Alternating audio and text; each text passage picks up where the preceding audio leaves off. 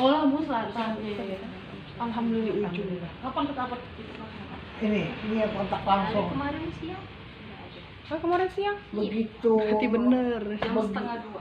Itu dia langsung nelpon saya, WA juga. Alhamdulillah. Terus. Jadi Mbak yang kirim pesan ke Palembang Update. Tribun, Palembang kasus juga. Palembang, Nah, kan Pacar langsung Kacir, aja. Pedesau, Palembang Update, apalagi itu semua saya DM yang nyantumin berita di saya DM-in semua. Oh. Ini jadi maksudnya ya sudah jangan di blow off lah, sudah case close gitu. Warga dari yang diberitakan adik saya yang hilang,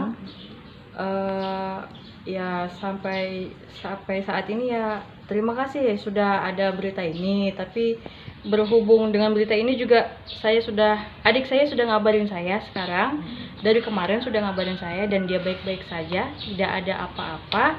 Berita yang di luar yang katanya dibawa lari cowok itu nggak benar sama sekali. Ya dia sehat walafiat, sekarang posisinya ada di Lampung. Tepatnya di daerah mana ya Mbak Lampung? Lampung, kalau informasi terakhir di Tanjung Karang.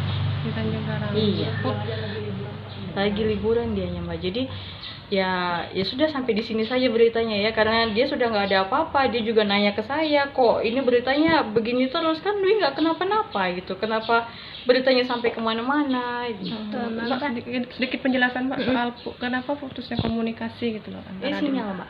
sinyal. Iya. Oh.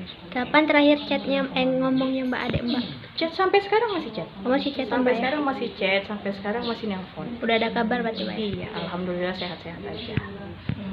Oke, siap.